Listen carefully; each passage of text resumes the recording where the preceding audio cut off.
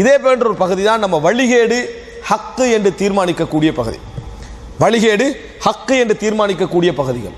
உதாரணமாக அறிஞர் சையத் குத்துப் பிரபல்யமான நூல் அவருடைய ஃபீ திலாலில் குர்ஆன். அவர் மேற்கத்தைய உலகத்துடைய அந்த வழிமுறையிலிருந்து கொஞ்சமாக இஸ்லாமிய அந்த வழிக்குள் அப்படியே நுழைந்தவர்.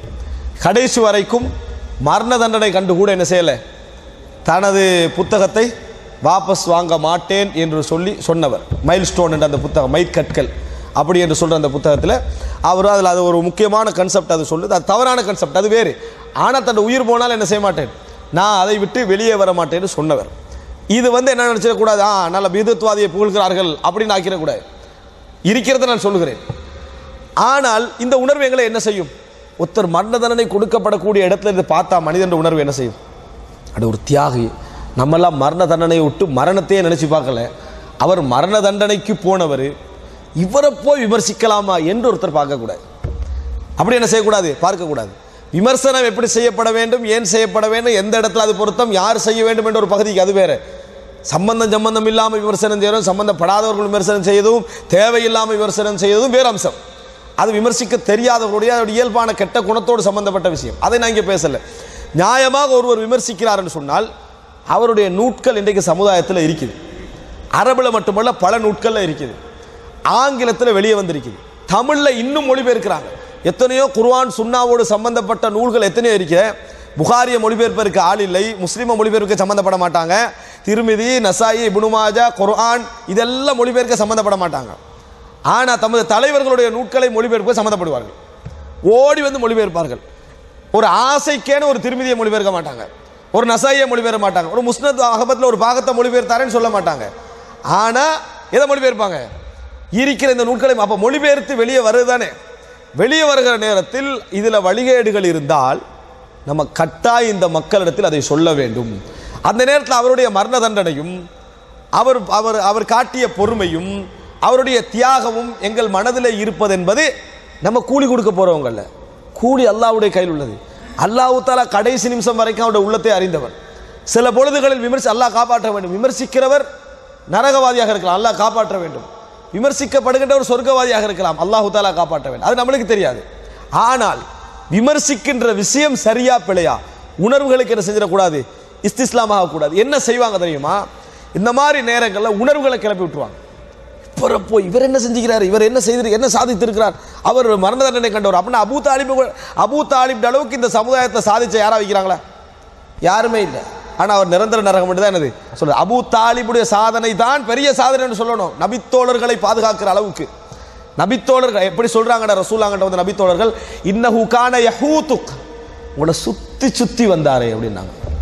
எப்படி உங்களை சுத்தி சுத்தி வந்தாரே, என்ன செஞ்சீங்க அவருக்காக வேண்டி, நரகவாதியா போயிட்டார், என்ன செஞ்சீங்க. அப்பதான் ரசூலுல்லாஹ் சொல்றாங்க, எனது ஷஃபாஅத்தால தான் அவருக்கு வேதனை குறைக்கப்பட்டிருக்கிறது, இல்லையென்றா நரகத்துடைய அடித்தட்டிலே இருப்பார் அப்படின்னு ரசூலுல்லாஹி ஸல்லல்லாஹு அலைஹி வஸல்லம் சொன்னாங்க. அப்ப அதை விட யாரும் செய்யல. ஆனா அபூ தாலிப் என்ன செய்யறோம், அவர் அபூ தாலிபை சும்மா எடுத்து காபிர் என்று பேசல. தேவையான இடம் வருகிற நேரத்தில் நம்ம காபிர் என்று பேசுறோம். தேவையில்லாம அபூ தாலிப் காபிரான தனித்தலை போட்டு என்ன செய்யல, பேசல. அது ஒரு தவறான அணுகுமுறை. ரசூலுல்லாஹ்வுடைய தந்தையும் தாயும் காபிரான தனித்தலை போட்டு பேசிக்க நிற்கிறது. இது தேவையே இல்லை. தேவைப்பட்ட இடத்துல என்ன செய்யணும், அதை பேச வேண்டும். இந்த இடத்துல என்னன்னா, முஆவியா ரலியல்லாஹு அன்ஹு அவர்களை பேசுகின்ற நேரத்தில் சையத் குத்துப் அவர்கள் அல் அதாலத்துல் இஜ்திமாய்யா, சமூக நீதி என்ற நூலில் என்ன சொல்றாரு தெரியுமா, அவர் ஒரு நயவஞ்சகர் என்றார். யாரு, முஆவியா ரலியல்லாஹு அன்ஹு. அப்ப நயவஞ்சகர் என்று சொன்னா முஆவியா ரலியல்லாஹு அன்ஹுடைய தியாகத்தை விட சையத் குத்துபுடைய தியாகத்தை நம்ம அதிகரிச்சிருவோமா? இல்லை. முன்னுக்க பின்னுக்கே பார்க்காம விமர்சிக்கிறாங்கன்றாங்க. முன்னுக்கே பின்னுக்கே பார்த்தாலும் நடுவில் முனாஃபிக்ன்றது மாறிடுமா? நடுவில் முனாஃபிக்ன்றது முன்னாலேயும் பின்னாலேயும் புத்தகத்தை பார்த்தாலும் மாறிடுமா? இது நம்ம புரிஞ்சு கொள்ள வேண்டிய இடம். நம்ம இந்த இடத்துல என்ன நினைக்கிறோம் என்று அவர்கள் புரியவில்லை. உணர்வுகளுக்கு கட்டுப்படுவதற்காகவே என்ன செய்கிறாங்க, அதை திருப்புறாங்க. அப்படி ஒரு அர்த்தம் அல்ல அதில். ஹசனுல் பன்னா ரஹிமுல்லா அவர்களை பற்றி ஒரு புத்தகம் வெளியானது தமிழில். என்ன புத்தகம் தெரியுமா, ஹசனுல் பன்னாவுடைய நம்ம அந்த உரை தொடர்ந்து நடத்தி கொண்டிருக்கிற நேரத்தில் இந்த புத்தகத்தை வெளியே போட்டாங்க வேணுமென்று இலங்கையில். அதில் ஒரு வார்த்தை எழுதுறாங்க, ஹசனுல் பன்னாவுடைய வார்த்தைகள் வகியை போன்றவைகள், வகியை போன்ற தெளிவான முன்வைப்பு அப்படின்னு வார்த்தை போட்டிருந்தாங்க. பேசாமல் இருக்கலாமா? வகையை போன்ற தெளிவான முன்வைப்பு உலகத்தில் யாருக்கும் இல்லை. நபித்தோழர்களுக்கு இல்லை, அல்பானிக்கு இல்லை. நினைச்சாங்கன்னா அல்பானிய பின்பாஸை நம்ம பாதுகாத்துறோம். அல்பானிக்கு இல்லை, பின்பாஸுக்கு இல்லை, உசைமினுக்கு இல்லை, யாருக்கும் இல்லை. அந்த மாதிரி ஒரு இது என்னது யாருக்குமே கிடையாது. வகையை போன தெளிவான முன்வைப்பு. இது இந்த மாதிரியான சப்ஜெக்டுகள் வருகின்ற பொழுது விமர்சித்தா அவங்களுக்கு ஒரு தியாகமும் இல்லை, அவங்க இந்த சமுதாயத்துக்கு நலவே செய்யலை. அவர்களுடைய பகுதிகளில் அவங்களோட எண்ணத்துக்கு நம்ம குறை சொன்னோம்னு அர்த்தமா இல்லை. அவர்களுடைய ஹிசாபும் எனது ஹிசாபும் எமது ஹிசாபும் அல்லாஹ்வுடைய கையில் உள்ளது. எங்களை விட சிறந்தவர்களாக கூட அவங்க என்ன செஞ்சிடலாம், இருந்து விடலாம். அது நம்மளுக்கு தெரியாது.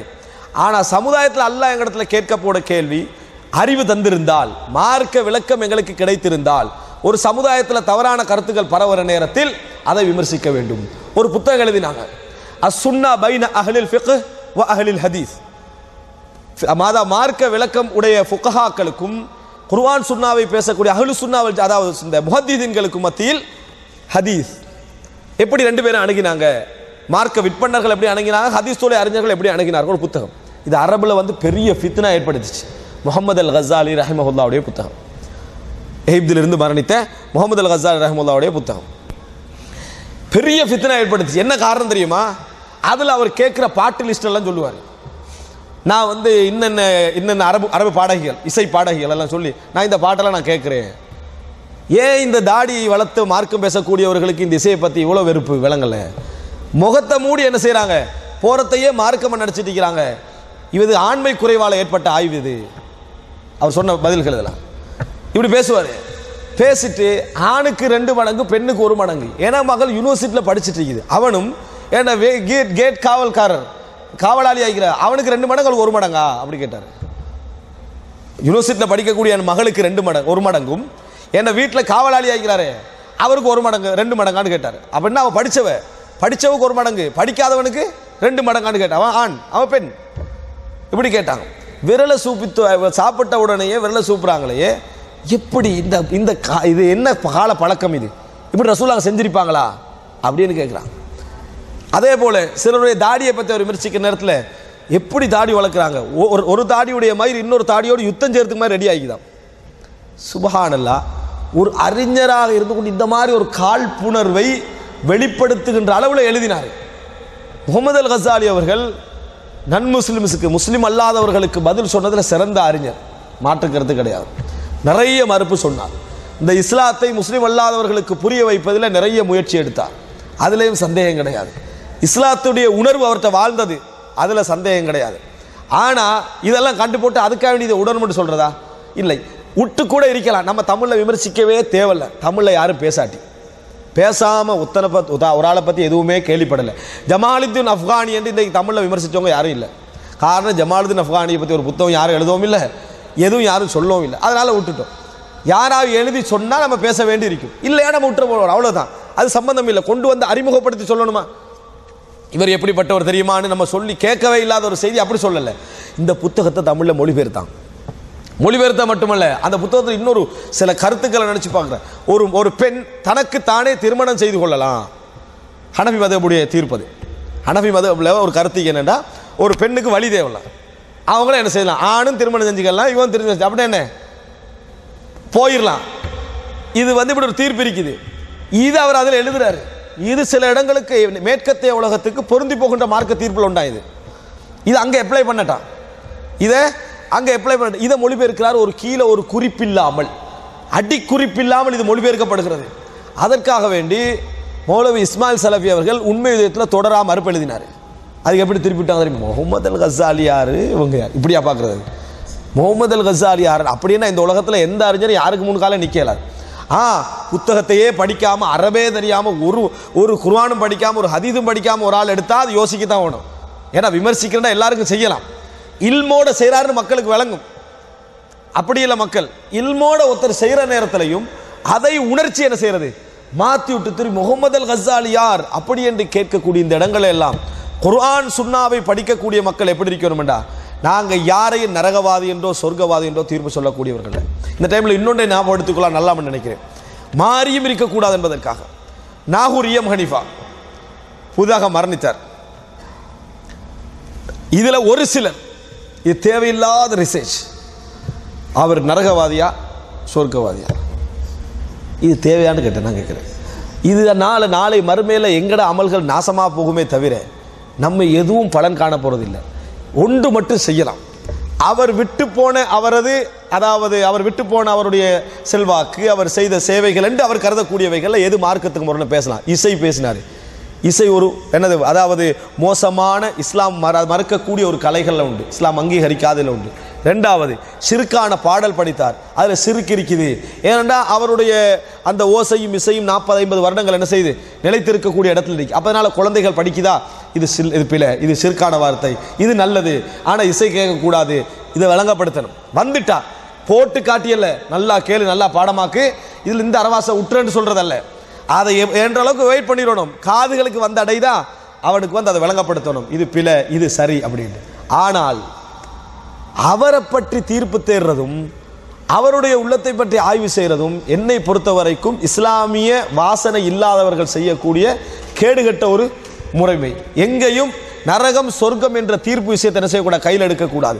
ஒரு விஷயத்துக்கு மட்டும் நம்ம ஷிர்கா குஃப்ரான் செய்ய வேண்டியிருக்கிறது. எப்பொழுது ரசூல் ஸல்லல்லாஹு அலைஹி வஸல்லம் அவங்க பாவ மன்னிப்பு தேட வேண்டாம்னு தடுக்கப்பட்டார்கள். அவர் ஷிர்கில் மரணித்தாரா இல்லையா, தேட வேண்டியிருக்கும். நாம் அறிந்த வகையில் ஒருவர் ஷிர்கில் மரணிக்கவில்லை என்று சொன்னால் அங்கே போய் ரிசர்ச் பண்ணிட்டு இருக்கக்கூடாது. போனோமா, தொழுதமா, துவா கேட்டமா, வந்தமான்னு இருக்கணும். ஒருவரை பற்றி ஷிர்க் பற்றி எந்த செய்தியும் கிடைக்கலையா, எங்களுக்கு பாவ மன்னிப்பு தேடுவதற்கு இறைவன் தந்த சந்தர்ப்பம்னு நினைங்க.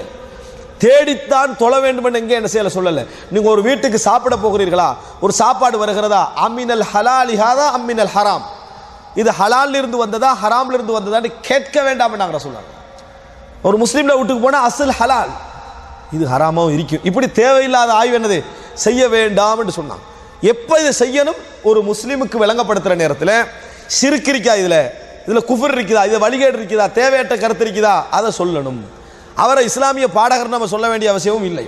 அதே நேரம் அவருடைய தீர்ப்பு நம்ம கையில் எடுக்க வேண்டிய அவசியமும் இல்லை. இதை நம்ம புரிந்து கொள்ள வேண்டும். ஏண்டா சில மனிதர்களுக்கு சில பொழுதுகள் அல்லாஹு தாலா 1000 பாவம் கோடி பாவம் செஞ்சிருந்தாலும் கூட மன்னிப்புக்கான சான்ஸை வேற எங்கேயோ வச்சிருப்பான்.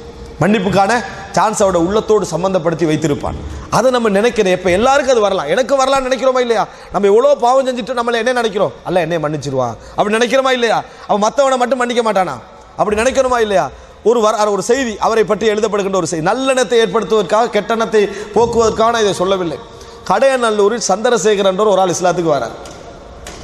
இஸ்லாத்துக்கு வந்ததற்கான பின்னணி காரணங்களில் எதை சொல்கிறாங்கன்னு சொன்னால், இஸ்லாத்துக்கு வந்ததற்கான காரணங்களில் அவர் இந்த ஆட்டோக்காரர் சொல்கிறாரு, இவர் அதிகாலை நேரம் சுபகுக்கு முன்னே அண்ணல் நபி வரும்போது என்ற ஒரு பாடல், இந்த பாடல் வந்து அதில் ஒரு அஹ்லாக், ரசூலுல்லாஹ்வோட அஹ்லாக்கை பற்றி சொல்லப்படுது. எழுதுகிறவரே சொல்கிறாரு இது வந்து ஆதாரமற்றது, இது வந்து ஆதாரமற்ற ஒரு செய்தி அப்படின்னு ரசூலுல்லாஹ்வோட வாழ்க்கை நடக்கல. ஆனால் ரசூலுல்லாஹ் அதை விட நட்பண்புள்ளவர் தான், சந்தேகம் கிடையாது. ஆனால் அந்த பண்புல என்ன செய்யறதுன்னா, அந்த குப்பை கொட்டக்கூடிய அந்த பெண்மணி வராத நேரத்தில் இவர் என்ன செய்யறார், ரசூலுல்லாஹ் என்ன இன்றைக்கு முழலையே குப்பை என்று வீட்டுக்கு போய் பார்க்குறாங்க. பார்த்தா வந்து நோயாளியாக இருக்கிறாங்க. விசாரிச்சுட்டு வெளியே வராங்க. ரசூலுல்லாஹ் இது எனக்கு கவர்ந்தது, அதனால் நான் இஸ்லாத்தை தழுவினேன் என்றார். அதனால் நான் இஸ்லாத்தை தழுவினேன்.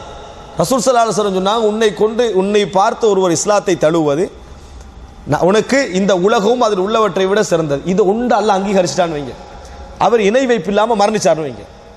நம்மளுக்கு தெரியாது இணை வைப்பில். ஆரம்ப காலத்தில் சிற்கான பாடல்கள் படித்தார். சிற்கான பாடல்கள் படித்தால் அது ஆழ்ந்த நம்பிக்கையில் அவர் இருந்தவராகவும் இருந்திருக்கலாம், இல்லாமலும் இருக்கலாம், நம்மளுக்கு தெரியாது. ஆனால் கடைசி கால பகுதி அதில் தான் இருந்தாருன்னு நம்மளுக்கு தெரியாது. இப்படி ஒரு மரணித்து அல்லாஹ்வுத்தாலா அந்த அமலை மட்டும் அங்கீகரிச்சிருந்தாண்டா, அல்லாஹ்வுத்தாலா அங்கீகரித்தால் மன்னிச்சிட்டான்னு அர்த்தம். நம்ம வந்து ஏன் இன்னொருவருடைய செய்தி நம்ம தலையில் போட்டுப்போம்? நம்மளோட கடமை என்ன தெரியுமா? எது ஷிர்க், எது பித்அத், எது வழிகேடு, எது கூடாது, எது ஹராம், அதை விளங்கப்படுத்துங்க. அது யாராக இருந்தாலும் சரி, தயவதாட்சணியமாக பார்க்கக்கூடாது. நேர்மையாக முறையான விமர்சனங்களை நம்ம அதில் வைக்க வேண்டும். அது நமது கொள்கையில் உட்பட்டவரோ வெளிப்பட்டவரோ அதெல்லாம் மிக முக்கியமில்லை. ஆனால் அதற்காக வேண்டி எதிராகவோ ஆதரவாகவோ உணர்வுகளுக்கு என்ன செய்யக்கூடாது, அடிமைப்படக்கூடாது. எங்களில் யாரும் அந்த விஷயத்தில் செல்வாக்கு செலுத்துவதற்கான அனுமதியை நாங்கள் வழங்கக்கூடாது சகோதரர்களே. இப்படி வழங்குவதனால்தான் பல விஷயங்கள் நடந்துட்டு வருது. இறுதியாக இதே அடிப்படையில் தான் தமிழுலகத்தில் தௌஹீத் பிரச்சாரத்தில் கூடுதலாக ஈடுபட்டு பல மக்களுடைய ஏகத்துவத்திற்கும் குர்ஆன் சுன்னாவுடைய விளக்கத்திற்கும் காரணமாக இருந்தவரிடத்தில் நம்ம மாற்று கருத்து தெரிவிக்கலை. அதில் யாரும் மாற்று கருத்தில் இல்லை. அதற்காக வேண்டி 30 வருஷமாக செய்தார், 30 வருஷமாக மார்க்க பணியில் ஈடுபட்டார் என்பதற்காக வேண்டி 31வது வருஷம் அதெல்லாத்தையும் பிழை என்றுட்டாருன்னு அதை ஞாபகப்படுத்திக்க கூடாது. 31 வருஷம் பிழை என்று சொன்னாலும் 30 வருடங்கள் இதை பாராட்டினாரா இல்லையா, இதை போராடினாரா இல்லையா அப்படி சொல்லக்கூடாது. நம்ம எதை பார்க்கணும்டா, எங்களுடைய நேசமும் வெறுப்பும், அன்பும் பகைமையும் யாருக்காக வேண்டி? அல்லாஹுக்காக வேண்டி. அது தந்தையாக இருக்கலாம், தாயாக இருக்கலாம், யாராகவும் இருக்கலாம். அந்த அடிப்படையில் குர்ஆன் சுன்னாவை எடுத்து சுன்னாவிலே குர்ஆனுக்கு முரண்படக்கூடிய ஏராளமான விஷயங்கள் அப்படி என்று சொல்லி முரண்படாத எத்தனையோ விஷயங்களை கூட என்ன செய்தார்கள்? தூக்கி வீசினார்கள். இந்த இடத்துல ஒரு விஷயத்தை சொல்லிக் கொள்கிறேன். அவர்கள் அடிக்கடி சொல்லக்கூடிய ஒரு அம்சம், குர்ஆனுக்கு முரண்பட்டால் தூக்கி வீச வேண்டும் என்பது சின்ன பிள்ளைகளுக்கும் தெரிந்த ஒரு விஷயம். சின்ன பிள்ளைக்கும் தெரிஞ்சு ஏன் இந்த அறிஞர்களுக்கு விளங்குவதில்லை? நாங்களாக தான் சொல்கிறோம். குர்ஆனுக்கு முரண்பட்டால் தூக்கி வீச வேண்டும் என்பது சின்ன பிள்ளைகளுக்கும் தெரிஞ்ச விஷயம்தான். அதில் மாற்றுக்கருத்தை யாரா குர்ஆனுக்கு முரணா வச்சுக்கொண்டு வைப்பாங்களா? குர்ஆனுக்கு முரணா ரசூலுல்லாஹ் பேசுவாங்களா? பேசியிருந்தால் ரசூலுல்லாஹோட வார்த்தையா? சந்தேகமே இல்லை. எங்களோட வாதம் அதல்ல, சஹீஹான ஹதீஸில் குர்ஆனுக்கு முரணானது அல்ல. இது புரிஞ்சுக்கொள்ளணும். எப்படி சஹீஹான ஹதீஸ்கள் குர்ஆனுக்கு முரணானது அல்ல என்று தான் வாதமே தவிர இங்கே குர்ஆனுக்கு முரண்பட்டால் நம்ம ஏற்றுக்கொள்ளத்தான் செய்யணும்னு யாரும் சொல்லலை. அப்படியான வாதங்களை சொல்லி நபி அவர்களை நாம் பைத்தியகாரர் என்று சொல்கிறோம் என்று சொல்லி நஊது பில்லாஹி மின்ஹா, ரசூலுல்லாஹி ஸல்லல்லாஹு அலைஹி வஸல்லம் அவருடைய செய்திகளில் ஆபாசமானவைகளை நாம் நுழைக்கிறோம் என்று சொல்லி இப்படியெல்லாம் முரணாக பேசி அல் குர்ஆனுடைய விஷயத்தில் நிறைய எழுத்து தவறுகளை 700க்கும் மேற்பட்ட எழுத்து தவறுகளை நபித்தோழர்கள் விட்டிருக்கிறார்கள் என்று சொல்லி இப்படியெல்லாம் வழிகேடுகள் விதைக்கப்பட்ட பின்னால யார் இந்த வழிகேடுகள்லாம் விதைக்கிற நேரத்தில் யாரை வச்சு முற்படுத்தி போய்கொண்டிருந்தாங்களோ அவருக்கே இது மிச்சமே என்ன செய்து கூடுதலாக போகிறது என்று விளங்கி அவர் என்ன செய்கிறாரு? அதை தவிர்த்து வெளியே வரார். அதை தவிர்த்து வெளியே வருகிறார். வெளியே வந்த நேரத்தில் வழிகேடுகளை நம்ம விளங்கப்படுத்துவதை விட யார் அந்த வழிகேட்டை பிரச்சாரம் செய்து கொண்டிருந்தாரோ அவங்க விளங்கப்படுத்துறதா என்னது இன்னும் கொஞ்சம் பலமாக இருக்க மாட்ட இல்மு இருந்துண்டா அதை நினைத்துத்தான் இந்த தலைப்பு சென்ற வாரம் வழங்கப்பட்டது. பேசுங்கன்னு சொல்லப்பட்டதே தவிர காழ்ப்புணர்வுகளுக்காகவோ எந்த வெறுப்புக்காகவோ அல்ல. யாருடைய தீர்ப்பும் அல்லாஹ்வுடைய கையில் உள்ள விஷயம். நான் இப்போ சொன்னதெல்லாம் அந்த அடிப்படை. யாருடைய தீர்ப்பும் அல்லாஹ்வுடைய கையில் உள்ள விஷயம்.